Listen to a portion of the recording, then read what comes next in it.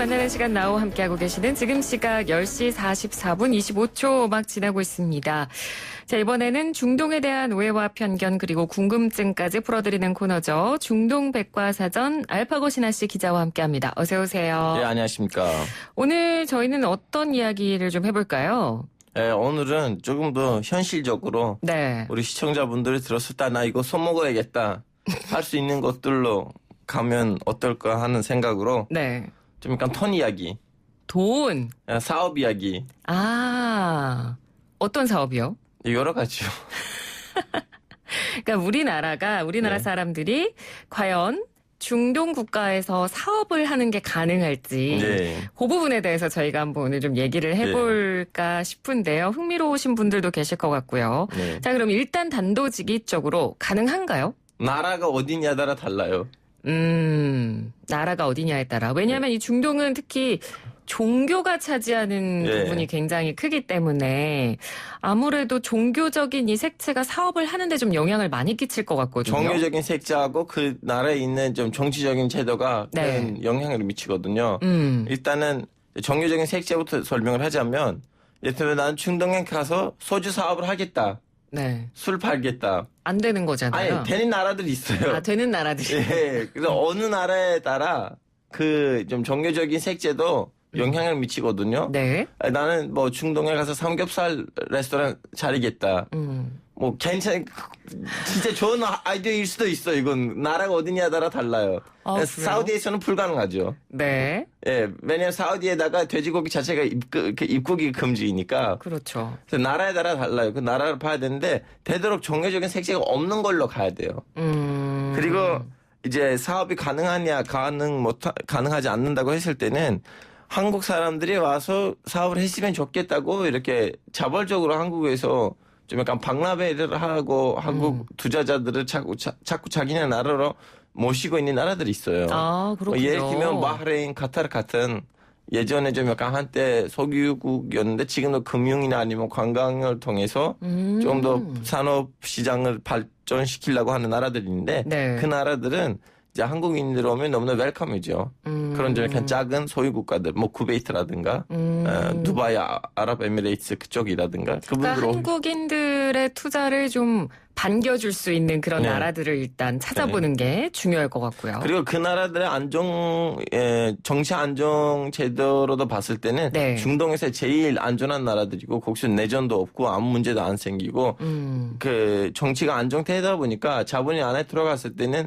좀 약간 문제 없이 키워줄 수가 있는 시장이 마련돼 있다는 거죠. 그러니까 정치적 안정이 잘 돼 있는지 그 네. 부분도 좀 고려를 해봐야 네. 되고, 그리고 중동에서 사업을 할 때 좀 알아둬야 할 문화적인 부분도 있다고 들었어요. 네, 이제 중동에서 사업을 하시려면 이렇게 그냥 생돈을 가지고 가는 것보다는 네. 진짜 그 전에는 아는 사람이 있어야 돼요. 그러니까 속된 말로 인맥이 중요하다는 거죠. 근데 그거는 이제 아랍 말로는 와스타는 사실은 수단이라는 의미이기도 한데 수단 그 방법 그런 의미도 있긴 한데 아니면 교통수단 할 때 와스타라고 또 하기도 하는데 이건 좀 약간 어떤 목적을 갖는 데 있어서 어떤 지인이 도와주는 자체를 또 의미하기도 해요. 와스타. 네. 네. 그래서 이제 친구가 있어야 돼요. 무조건? 거의. 이거는 법적으로 만든 나라도 있고 네. 법적으로 안 만들었던 나라도 있어요. 웬만큼 그 작은 소규 국가들은 이제 카피르 제도라고 하는 제도가 있는데 어떤 현지인을 보증인으로 보여주셔야 돼요. 아, 법적으로 그러니까 나는 이 나라에 어떤 인맥이 있다라는 걸 보여줘야 된다는 예. 거죠. 그래서 왜냐하면 외국인이니까 그 외국인이랑 관련된 문제가 생기면 그 현지인을 찾아가요, 국가가. 너의 친구잖아, 네가 데리고 왔잖아, 이런 식이에요. 보증인. 예. 근데 그 보증인데 이제 사람에 따라 네. 좀 약간 어느 정도 1% 2% 정도 그 사업에 있어서 수수료를 떼가기도 하고 네.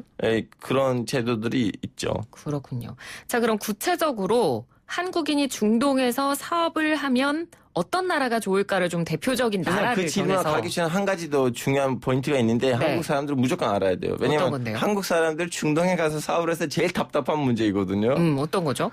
이거는 왜 이렇게 낙타 모드야? 낙타 모드? 왜 이렇게 천천히 느리냐? 왜 이렇게 천천히 하냐? 왜냐면 그 중동에서는 그 어떤 사업거리의 그 시작점 자체가 그 앞에 있는 그 시작하는 과정이 너무 천천히 시작해요. 좀 약간 이렇게 한국 사람들처럼 빨리 이런 거 없어요. 근데 이제 시작이 좀 느리게 시작을 했음에도 불구하고 이제 시작했잖아요. 네. 그럼 이제 꾸준히 진행돼요. 꾸준히 진행돼요. 그러니까 진행은 되는데 속도가 단지 느릴 뿐이라고. 앞에 있는 부분이 이제 속도가 느린데 그 한 번 시작하잖아요. 네. 그럼 거의 큰 문제가 없으면 좀 문제가 발생하지 않는 한 영원히 가요. 그냥 재생. 영원히 재생이에요, 그거. 그래서 중요한 거는 사업거리를 만들어 놓은 자체예요. 만들어 놓은 순간부터는 이제 거의 신경 안 써도 돼요. 알아서 흘러가요. 그러니까 시간이 좀 지체되더라도 그건 좀 참고 기다려야 되는. 그렇죠. 한국 사람 너무 답답해요. 왜냐면 미팅 시간은 4시로 잡았는데 네. 이 사람들 왜 5시 반에 왔냐. 한국인이 그걸 알아야 돼요. 5시 반에 올 수도 그럼 있다는 미팅 거. 시간 자체도 그렇게 시간을 딱 맞춰서 오는 게 아니라 조금 넉넉하게 기다려야 되는 거네요. 한국인들이 지금 4시에 만나기로 하면 네. 3시 55분에 보통 제가 도착하죠. 도착했습니다. 천천히 오세요라는 말이 빨리 오라는 얘기죠. 그렇죠. 근데 그 사람들은 그건 반어법으로 알아듣지 못하고 천천히 가고 있습니다. 진짜로 천천히 오는군요. 네. 그렇군요. 왜냐면 알겠습니다. 시간 문제가 없어요. 그분들의 시간 문제가 없으니까 왜 이렇게 4시라고 했는데 5시에 왔으면 무슨 문제냐.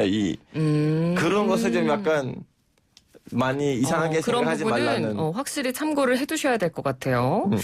자, 그러면 저희가 이 중동 국가들 중에서 좀 대표적으로 어떤 나라에서 사업을 하면 좋을지를 좀 구체적으로 나라를 정해서 좀 얘기를 해볼 건데 먼저 아랍에미리트에서 한국인이 사업을 한다면 어떤 것들을 좀 주의해야 하면 좋을까요? 선생님 이것도 너무 진짜 좋은 질문인데 제 보기에는 한국인이 가서 성공할 수 있는 중동 나라가 그나마 아랍에미리트예요. 1위라 따지면 아랍에미리트 그중에서 두바이라고 저는 생각해요. 왜냐하면 두바이 저 공연 때문에 몇 번 갔는데 그리고 기자로서도 몇 번 갔는데 그 두바이의 느낌은요. 아랍 지역에서 그 중동 지역에서 제일 서양화돼 있는 곳. 네. 그러다 보니까 한국인들이 그나마 좀 약간 낯설한 그 감정을 느낄 수 있는 데가 덜 낯설겠군요. 그건 하나는 제일 큰 장점이고요. 그리고 언어는 다 영어예요. 영어를 다 쓰고. 아랍은 모르셔도 다 모든 진행을 영어로 하셔도 돼요. 네. 그리고 두바이에서는 두 가지 사업의 형태가 있어요. 하나는 프리 트레이드 존이라는 자유무역 지대가 있는데 거기서는 미국이나 서양 유럽에 있는 그 기준으로 사업을 만드실 수가 있어요. 거의 캐필 한 명을 데리고 오실 필요가 없어요. 그 보증인이 필요 없어도 돼요.